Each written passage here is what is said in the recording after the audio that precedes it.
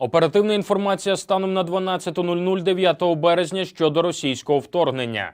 Триває 14-та доба героїчного протистояння українського народу російському воєнному вторгненню. Противник суттєво знизив темпи просування військ, але не відмовився від проведення наступальної операції. Російський окупант несе втрати в живій силі та техніці, особовий склад деморалізований, здається в полон або вдається до дезертирства. Ворог продовжує зосереджувати основні зусилля на оточенні міста Києва, захопленні міст Суми, Харків, Маріуполь, Миколаїв, забезпеченні сухопутного коридору між тимчасово окупованою територією Автономної Республіки Крим та континентальною частиною РФ. Не полишає спроб вийти на адміністративні кордони Луганської та Донецької областей. Продовжується формування резервів противника в пунктах постійної дислокації з метою їх подальшого перекидання до визначених районів на території нашої держави. У зв'язку з шаленим супротивом мешканців міста Херсон окупанти намагаються запровадити адміністративно-поліцейський режим, для чого до Херсонської області введені підрозділи Росгвардії, що здійснили неправомірне затримання понад 400 громадян України.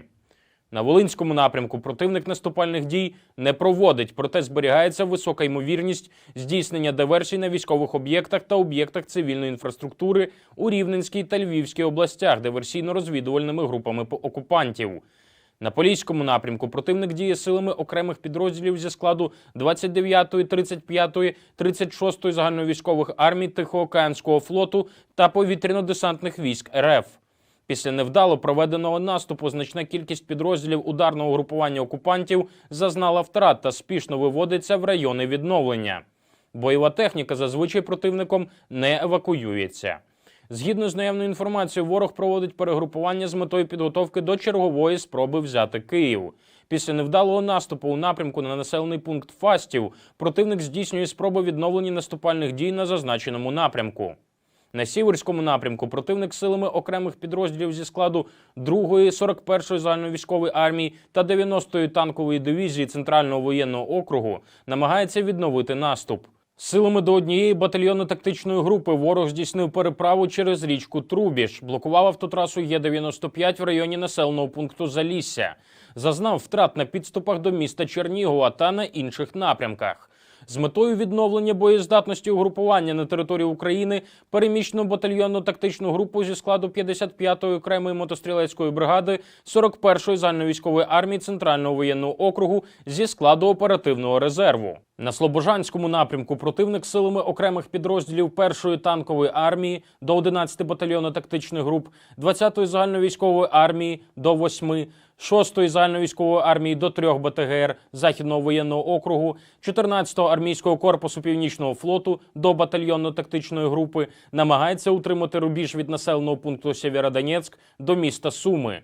Основні зусилля зосереджує на спробі оточення міста Харків та виході на бар'єрний рубіж по річці Дніпро. Триває підготовка до наступу на Суми. Ворог зосереджує армійську авіацію для забезпечення дій повітряного десанту.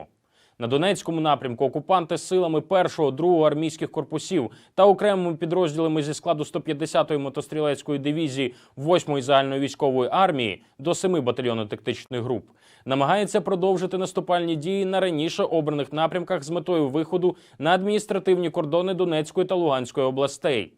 На Таврійському напрямку противник силами окремих підрозділів зі складу 49-ї загальновійськової армії, 22-го армійського корпусу, 20-ї мотострілецької дивізії, 8-ї загальновійськової армії та повітряно-десантних військ до 17 батальйонно-тактичних груп утримує рубіж від Херсона до Розівки. При спробах форсування річки Південний Буг ворог успіху не мав. Використовує міжнародний аеропорт Херсон для базування бойових літаків. В Південно-Бузькому операційному районі російські окупанти утримують рубіж від міста Херсон до Каховки. Окремі підрозділи зі складу 49-ї загальновійськової армії Південного воєнного округу були зупинені північно-східніше міста Миколаїв уздовж річки Інгул. Віримо в Збройні сили України. Слава Україні!